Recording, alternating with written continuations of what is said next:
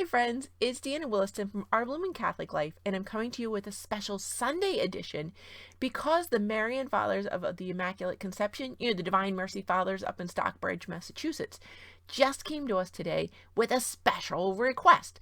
They would like us to play a flying novena of Divine Mercy chaplets. Okay, friends, so what that is, I had to look it up. It was something that Mother Teresa used to do, so Saint Teresa of Calcutta. If somebody was in especially dire straits and she felt that time for intervention was limited, she would pray 9 memores. And then she'd pray one more in Thanksgiving. So 9. So similar to the 9-day novena we're familiar with, right? But instead of 9 days, she would pray it 9 times in one day. So originally the Marian Fathers in this coronavirus situation, they were asking us to pray 1 rosary a day and 1 Divine Mercy chaplet.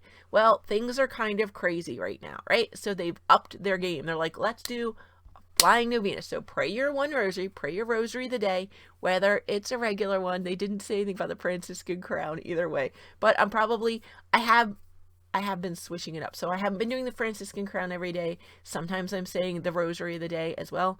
And so they're saying 9 Divine Mercy chaplets a day. And that could get crazy. So I'd actually already filmed an episode supposedly to air on Tuesday to sort of talk about this topic. And when this came up, I was like, scrapping that whole thing. So I'm making this new one now for you. Okay, so what's my great idea on how to pray the Divine Mercy chaplet 9 times in a day? There are different ways to pray it. One way to pray it is to use it with the Stations of the Cross. That's already a great way. So add a Station of the Cross to each set when you do the ready for the Our Father bead prayer, right? When you're ready to say, Eternal Father, I offer you the body and blood, soul and divinity of your dearly beloved Son, Jesus Christ, in atonement for our sins and those of the whole world. If you combine that with John Paul II's Stations of the Cross, you will have 1 station for each. So that's 3 of your Divine Mercy chaplets right there, doing the Stations of the Cross. Very appropriate for Lent. You can pray 1 straight up. So that's 4. You're already at 4, right? So what are you going to do for 5? 5, my way of mixing it up was, I believe I've told you before, I'm trying to learn prayers in the different languages of our different secular fraternities we have in our region. And the different fraternities we have is English speaking, I'm doing this probably wrong, English, Korean, and then we have ASL and Espanol. So we have 4 different languages that I know of in fraternities near us, and a 5th one, if I had to add it, would probably be Polish. Okay, I'm not learning Korean anytime soon. I've realized that if I'm learning prayers in Koreans, we actually have some Koreans in our fraternity, and so I'm hoping that they will teach me some of the Divine Mercy chaplet in it, but I'm going to do that in person because I've come to the realization Korean is not a language I could say on my own. It's just way, way too different. Latin, I am working on. Again, I learned Latin through public school, and so I did not learn ecclesial Latin, so that's going to take some time as well. And I didn't see the Divine Mercy chaplet out there in that first. What I found first was in Spanish. So this whole book is the Divine Mercy message. The Divine Mercy message and devotion. And why can I read that now? Because I've been using on my phone Duolingo.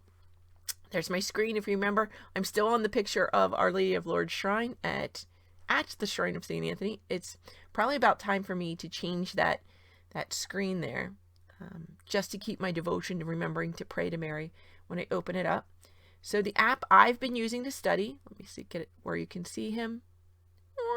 It's Duolingo. Duo is the name of this little green owl who encourages you along your way. Here's the introductory lessons. Lessons turn gold when you get to level 5 in them.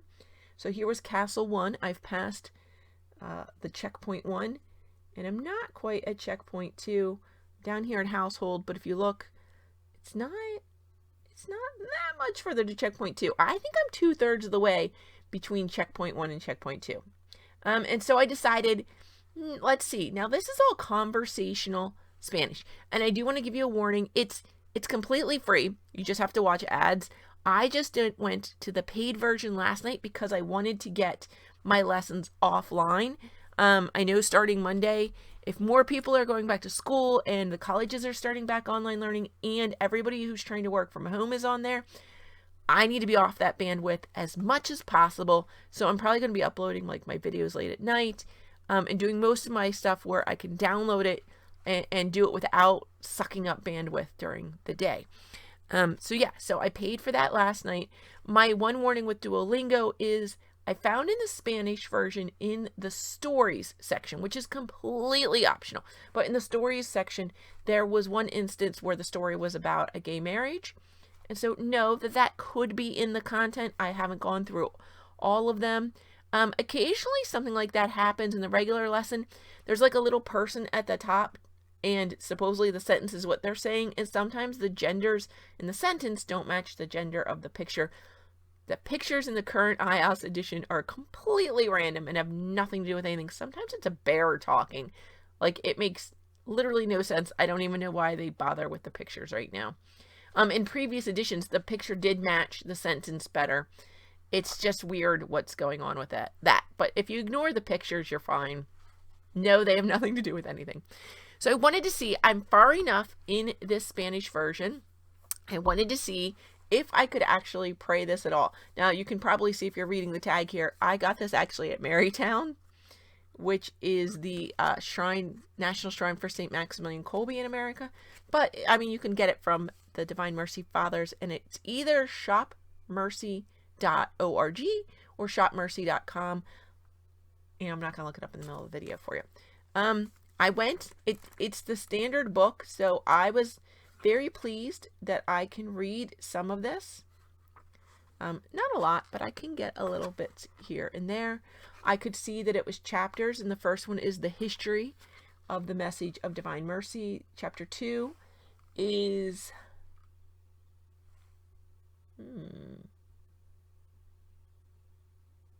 interesting. I don't know what it is. It's Puntos Esinales de the devotion of Divine Mercy. And then it's like God in Mercy, the 3 S's in Mercy. And so I don't actually know what chapter 2 is about. Can't quite read it. But then it switches instead of saying chapter 1, chapter 2, and then it says 3rd chapter, 4th chapter. So I thought that was interesting how they switched there. But the third one is experiences, I guess, in Divine Mercy. And then the 4th one talks about the image, the celebration, the veneration of the image, extraordinary thanks. And anyway, I was looking through those and I was like, hey, I can get some of these words. Oh, the hour of mercy down in the last one. It's selections from the diary is the last chapter. And so I can get different ones of these here. And so I was kind of excited. And I jumped in yesterday in the video and I was flipping through. There are gorgeous, gorgeous pictures here. That is the picture of St. Faustina with the image of Divine Mercy when she was declared a saint by John Paul II.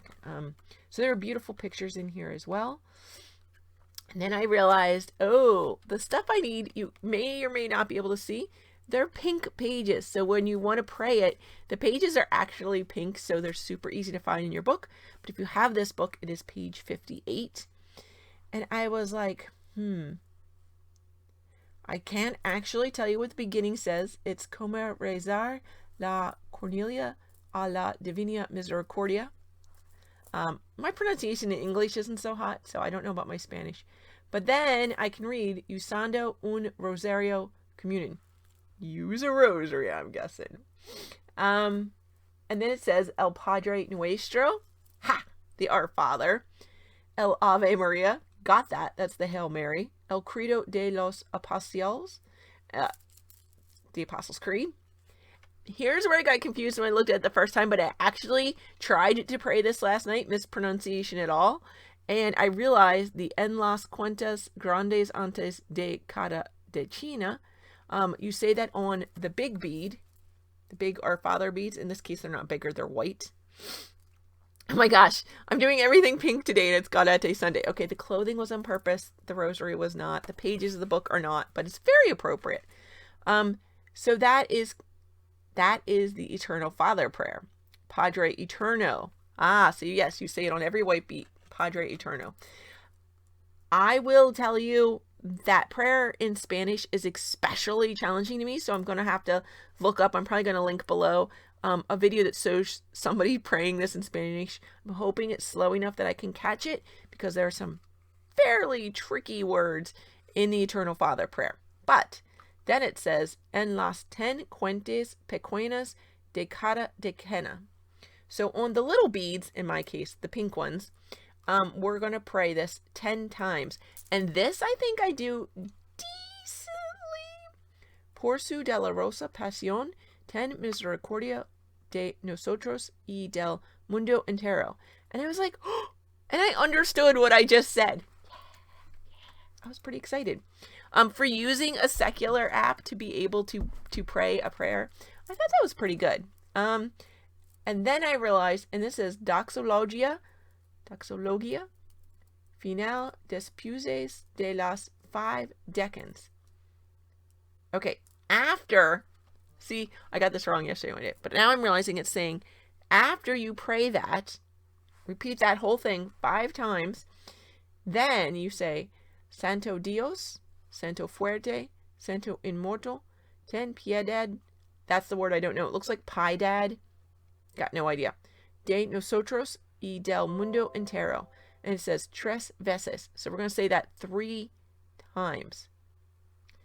And then is oración final, which is optional. And that's the end prayer, which is optional. The one that talks about Eternal Father, in whom mercy is endless and the treasury of compassion inexhaustible.